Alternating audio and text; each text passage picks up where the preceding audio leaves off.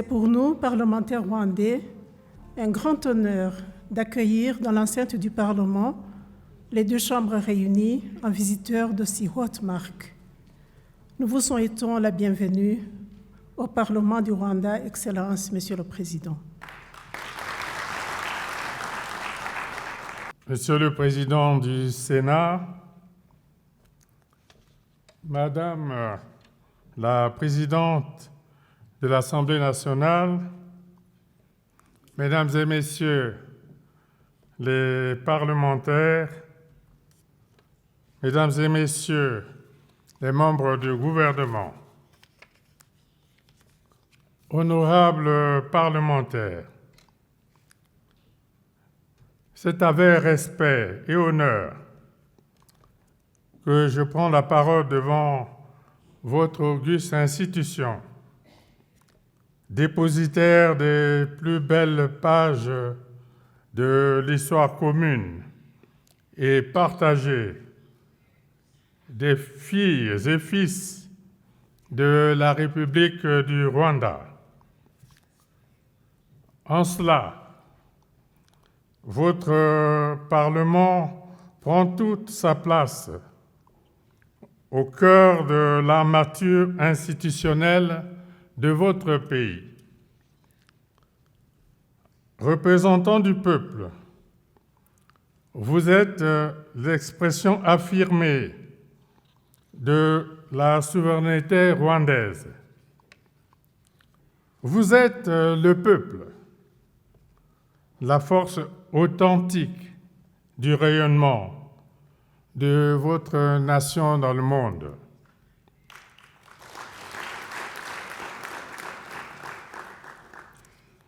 La proximité et l'estime de mes compatriotes pour le peuple rwandais constituent une véritable richesse inscrite au fronton de la fraternité, de l'amitié, de la confiance et de la solidarité.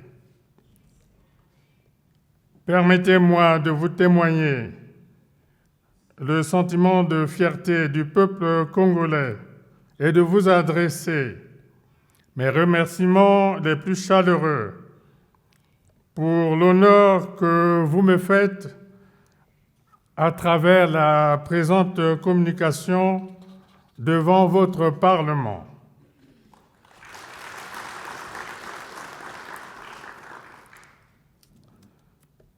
Votre institution, Monsieur le Président du Sénat, Madame la Présidente de l'Assemblée, jouit d'une notoriété exemplaire, justifiée par le dynamisme d'une diplomatie parlementaire menée sous votre leadership.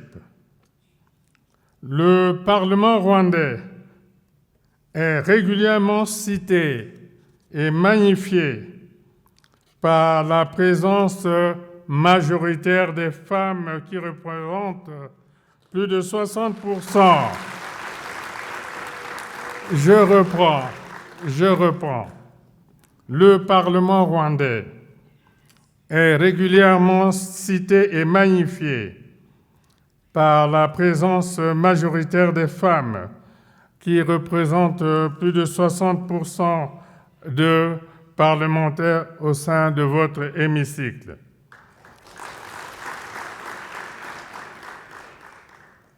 D'aucuns parlent d'une leçon provenant d'Afrique et donnée au monde. Notre continent, qui s'est engagé en faveur de la promotion et l'intégration de la femme au développement, s'emploie à concrétiser cette problématique de genre. En tout état de cause, la parité homme-femme trouve assurément ici, au Parlement rwandais, l'onction de son auréole. Honorables parlementaires, je suis à ma deuxième visite d'État au Rwanda. Je retrouve aujourd'hui une réelle constance dans la qualité de l'accueil qui m'a été réservé, un accueil fraternel au diapason des liens qui unissent nos deux pays.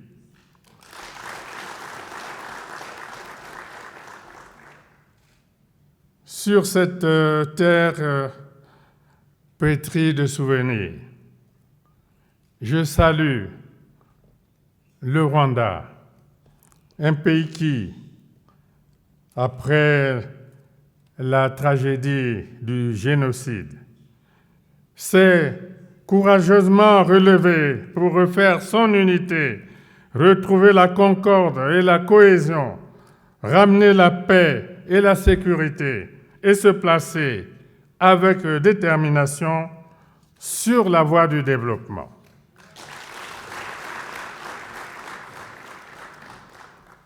À maintes reprises, à l'occasion de nos échanges avec mon frère, le président Kagame, j'ai pu constater que votre parcours exaltant vers le progrès et la modernité se poursuit avec optimisme.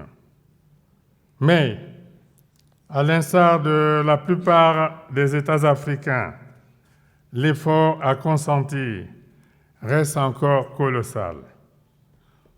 Aucun État ne peut tout seul faire face au coût onéreux des projets destinés à doter nos pays d'équipements et des voies de communication modernes, telles les infrastructures routières, ferroviaires, portuaires, aéroportuaires et énergétiques.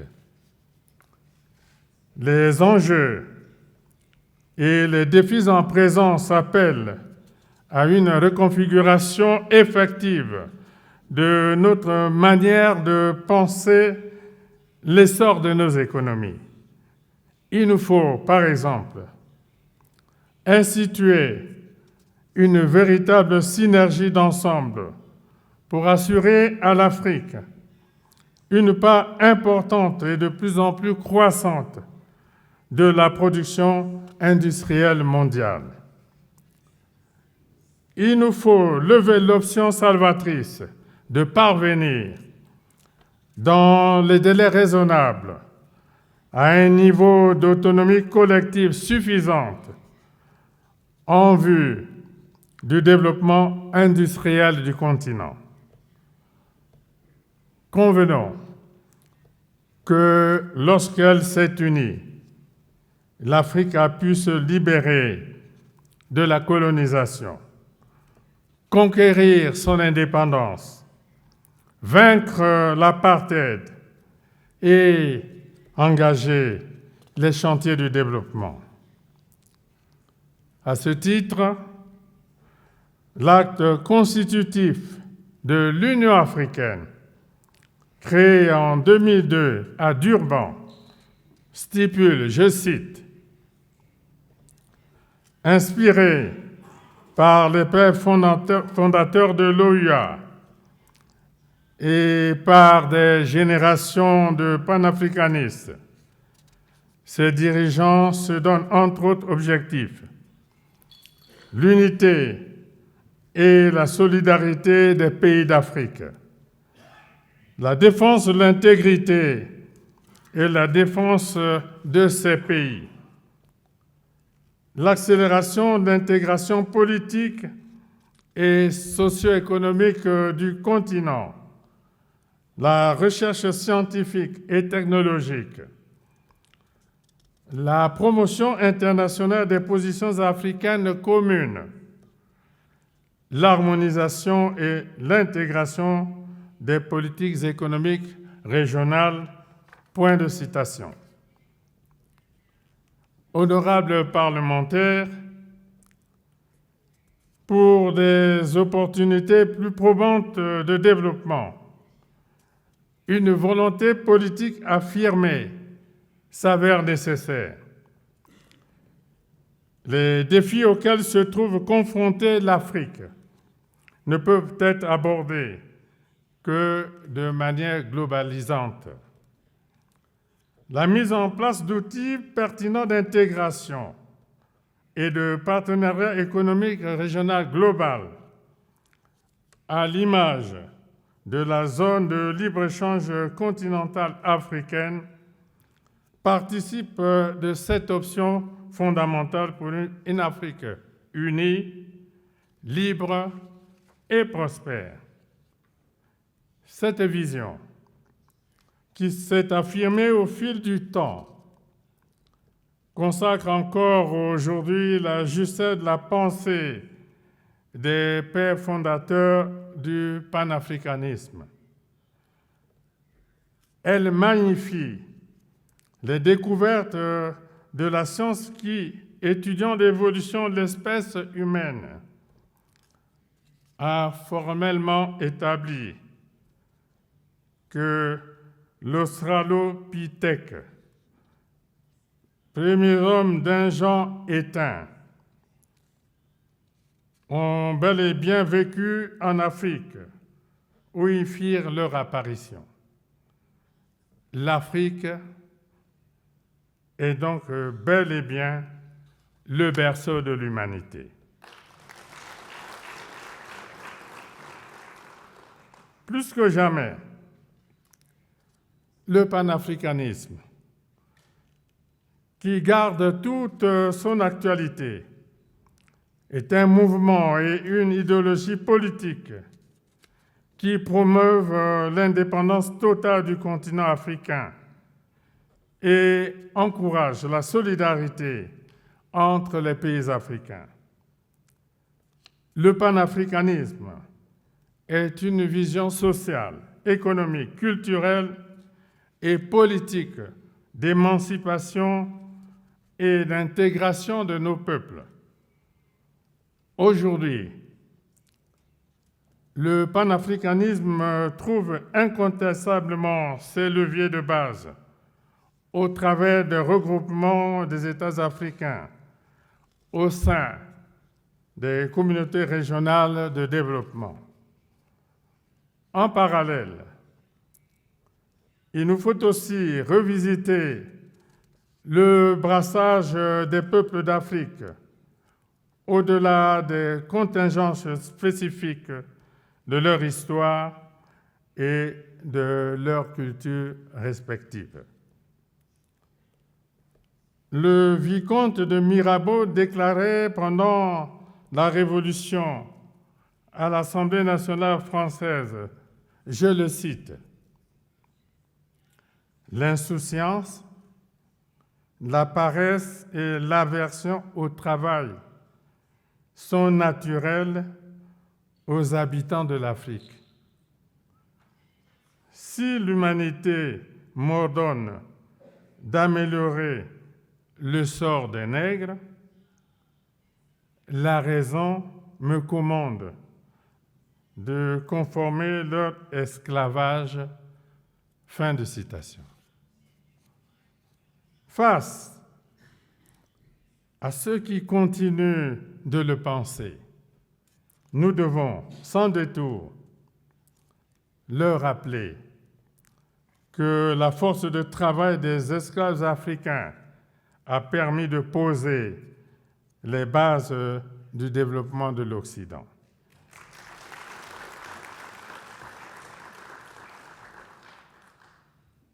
Nous ne devons nourrir aucun complexe, même lorsqu'il s'agit de la maîtrise des nouvelles technologies.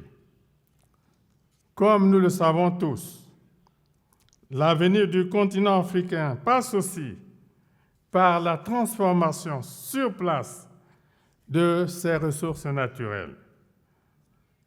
L'histoire ancienne, l'histoire contemporaine et l'actualité ambiante le témoignent à suffisance. En cela, nos richesses, véritables atouts de notre développement, ne doivent plus être exploitées à vil prix ou sans contrepartie conséquente. Dans cet ordre, l'Afrique qui abrite l'un des 3 poumons verts de l'humanité et ne contribue que très peu aux émissions de gaz à effet de serre, avec moins de 6% des émissions mondiales, consent d'importants sacrifices en renonçant à l'exploitation de certaines ressources afin de préserver la biodiversité et les écosystèmes forestiers. À ce titre, l'on doit reconnaître au continent africain sa dimension de véritable arbre d'air pur au service de l'humanité et appeler la communauté internationale au respect des engagements pris en termes d'équité et de compensation financière y attenante. Dans cette optique et pour densifier nos efforts en matière de préservation de l'environnement et de gestion des écosystèmes forestiers, j'ai initié l'organisation du sommet des 3 bassins forestiers tropicaux, Amazonie, Bornéo-Mékong, Congo, qui se tiendra du 26 au 28 octobre 2023 à Brazzaville.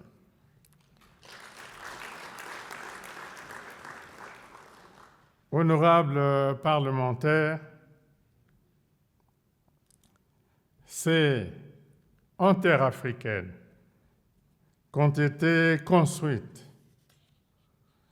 les monumentales pyramides, fruit d'une certaine ingéniosité déjà évidente à l'époque des pharaons d'Égypte.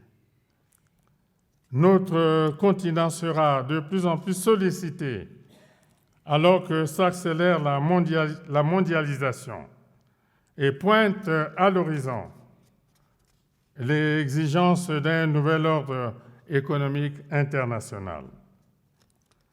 Pour ces échéances futures, l'Afrique dispose d'importantes réserves minières mondiales en termes d'atouts essentiels pour son développement. L'Afrique regorge de richesses minérales, pétrolières et gazières, de forêts tropicales séquestrant d'importantes quantités de carbone et faisant du continent l'un des poumons écologiques majeurs de la planète, d'une faune et d'une flore riches et diversifiées, de vastes étendues de terres arables, de grands cours d'eau, d'un niveau appréciable d'ensoleillement, de richesses culturelles, paléontologiques et archéologiques. Notre continent demeure le plus grand réservoir de matières premières de la planète. En outre, le fleuve Congo, le Nil, le Zambèze ou la Volta ont permis à l'Afrique d'être dotée d'un considérable potentiel hydroélectrique, estimé à 300 gigawatts, peu égalé par le reste du monde et très largement sous-exploité. Pour sa part, le bassin du Congo, à travers le site de Inga, avec un potentiel de 40 000 mégawatts, et celui de Tombo-Manyanga, à raison de 20 000 mégawatts, jouit aussi d'un niveau d'ensoleillement élevé et suffisant durant toute l'année, susceptible de permettre la production d'une énergie solaire de qualité, à moindre coût et respectueuse de l'environnement. La mise en valeur effective de cet immense potentiel hydroélectrique permettrait à notre continent de devenir l'un des principaux, sinon le plus puissant exportateur d'électricité dans le monde. Développer l'Afrique reste donc à notre portée. Mais il nous faut œuvrer chaque jour à la consolidation de la paix.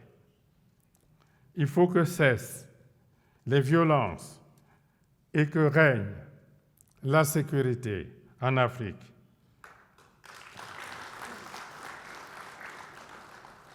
Il n'y a ni salut ni développement sans la paix. C'est pourquoi il nous faut toujours prôner le bon voisinage et la cohabitation pacifique pour une intégration effective et irréversible des peuples d'Afrique. Cette option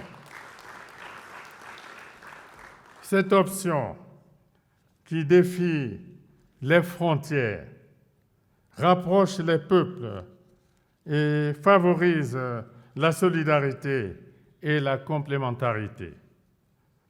À ce sujet, honorables parlementaires, souvenons-nous de cette belle image qui a fait le tour du monde, principalement celui de toute l'Afrique, lorsque, à l'occasion du 27e sommet d'Union africaine, ici même à Kigali, en juillet 2016, mon frère Paul Kagame a exhibé pour la première fois devant les organes de presse le passeport panafricain comme pour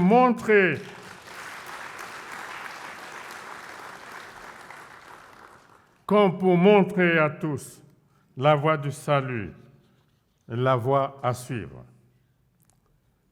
Ce moment rare de notre histoire commune a conforté davantage notre foi en une grande intégration continentale, tout en suscitant au sein de nos populations l'espoir en tant que citoyens africains de circuler, de travailler et de vivre sans restriction ou entrave de toute nature dans tous les pays africains, en fait, sur leur propre continent.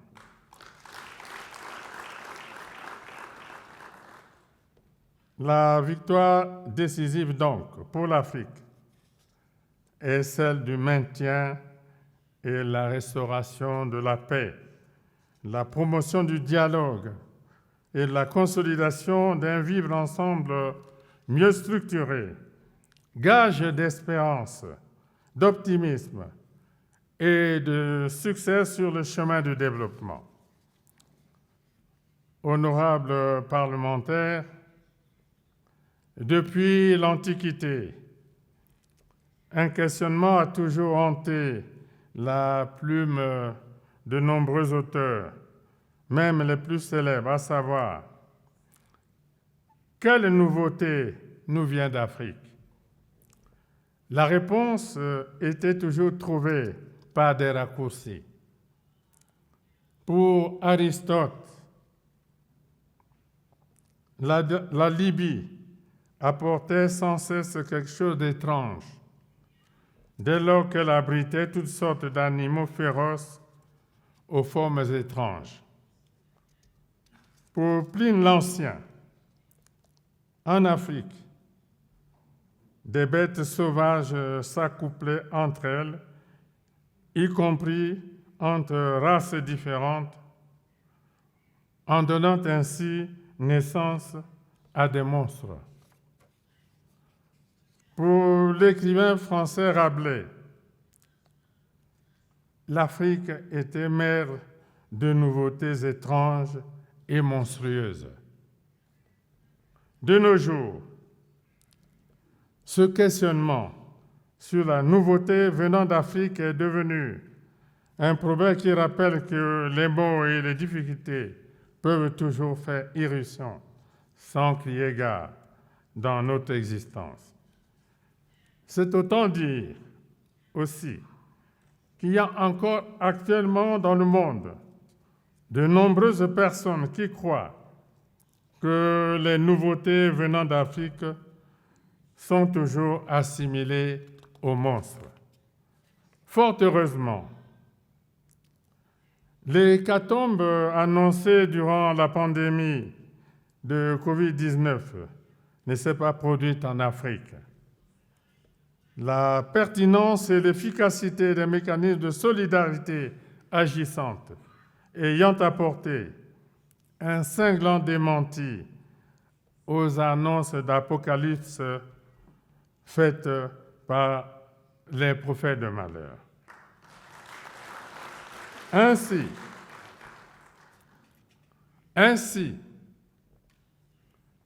quand le continent aura totalement assumé son destin, la nouveauté venant d'Afrique, ce seront ces 2 milliards d'habitants, majoritairement jeunes et convenablement nourris et soignés. Ce seront ces ressources humaines hautement qualifiées et compétentes, ainsi que ces infrastructures modernes. Donc, ce qui viendra d'Afrique, ce sera la grande fierté individuelle et collective d'être un continent en paix, débarrassé de tragédies récurrentes et résolument tourné vers la modernité, vers le développement. Vive la coopération entre le Congo et le Rwanda. Vive l'Afrique dans la paix et la sécurité. Je vous remercie. Votre message a souligné l'importance des relations bilatérales entre les Africains et nos deux pays, ainsi que le renforcement de la coopération et des échanges au profit de nos deux peuples. Votre Excellence, votre message a particulièrement résonné en nous, approfondissant notre compréhension des défis et des opportunités qui se présentent à nous, ainsi qu'à notre continent dans la recherche de la paix et la prospérité. Votre engagement indéfectible envers la paix et l'intégration régionale, ainsi que l'intérêt que vous portez à la poursuite croissante et inclusive, laisse une empreinte indélébile sur notre conscience collective en tant que membre du Parlement.